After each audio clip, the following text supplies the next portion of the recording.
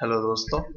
तो इस वीडियो में आप लोगों को बताऊंगा सेल्यूलर नेटवर्क का बेसिक कंसेप्ट कि ये कंसेप्ट एक्चुअली आया कैसे है और इसका मतलब होता क्या है। तो जब सेल्यूलर नेटवर्क नहीं था तो हमारे जो पहले के मोबाइल सिस्टम हुआ करते थे उनमें क्या कंसेप्ट था कि एक सिंगल टावर इंस्टॉल किया जाता था। अब जस्ट अज्यूम कि हमें यदि आज के टाइम में पूरा इंडिया एक टावर से कवर करना है तो वो टावर कितना बड़ा होगा और उसके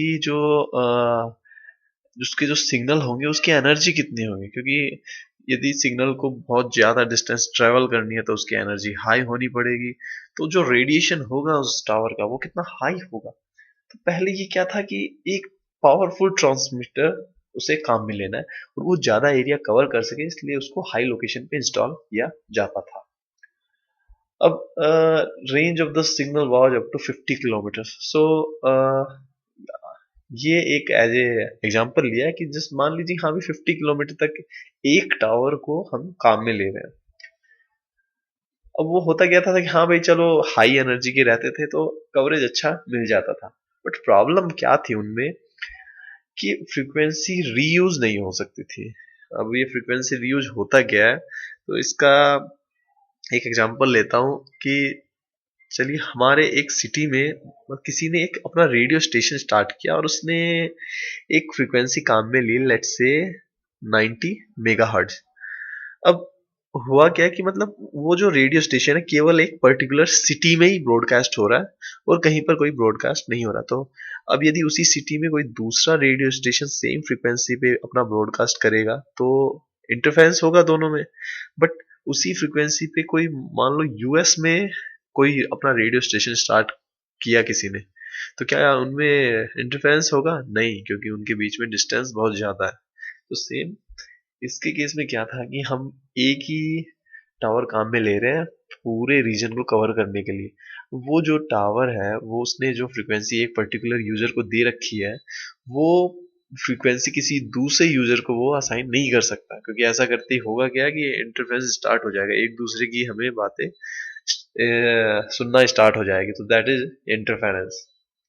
और दूसरा था कि भाई ये जो टावर है ये बहुत पावरफुल होना चाहिए। मतलब लो एनर्जी से तो काम चलेगा ही नहीं, क्योंकि पूरे रीजन को कवर करना है तो it has to be powerful.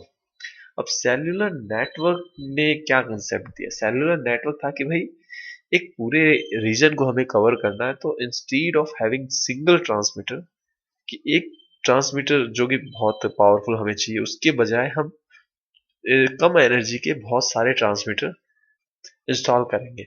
अब कोई ट्रांसमीटर यदि कम एनर्जी का तो ऑब्वियसली वो कम रीजन को कवर कर पाएगा।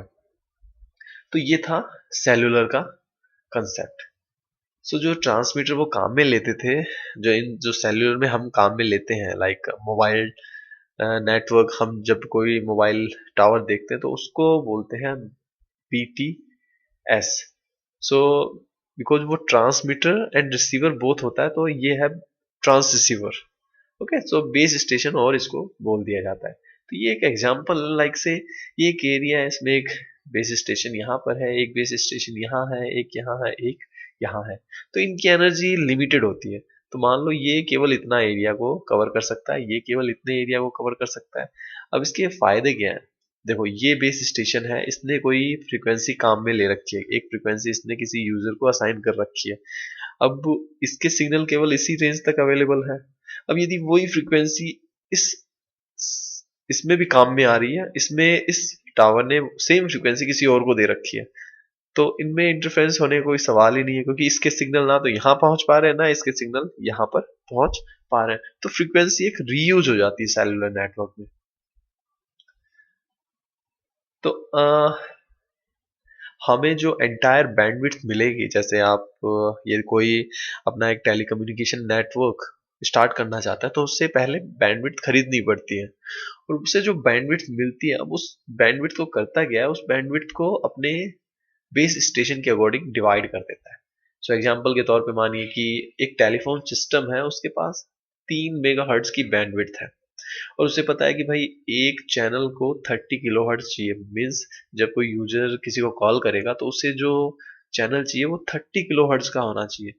तो जो टोटल नंबर ऑफ चैनल है जो हमारे पास मिलेंगे वो होगा 3 मेगाहर्ट्ज डिवाइडेड बाय 30 किलोहर्ट्ज। तो वो तो हमें दे देंगे कि भाई हमारी बैंडविड्थ में कितने चैनल हमें मिलेंगे।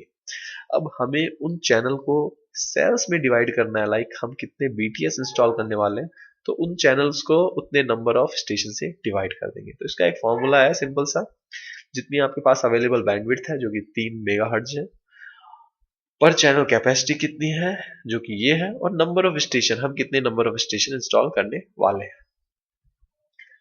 तो यहाँ पर इसको मैं समराइज कर रहा हूँ। सो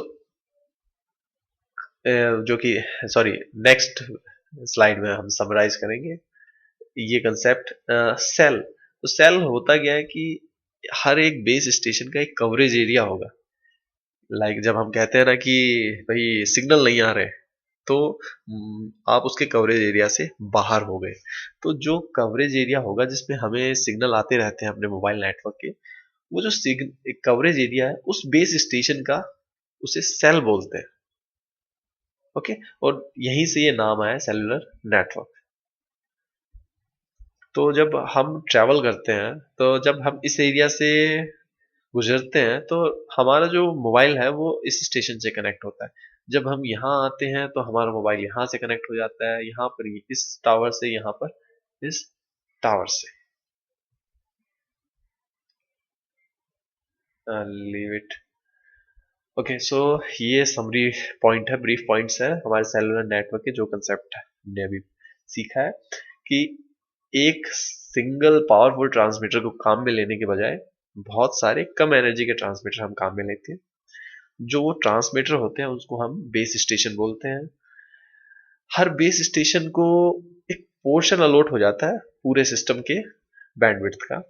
जो कवरेज एरिया होता है किसी बेस स्टेशन का उसे हम सेल बोलते हैं। और channels of neighbouring cells are different in cellular network. अब ये लास्ट वाला कंसेप्ट मैं इसको थोड़ा एक्सप्लेन कर देता हूँ, इसका मतलब क्या है।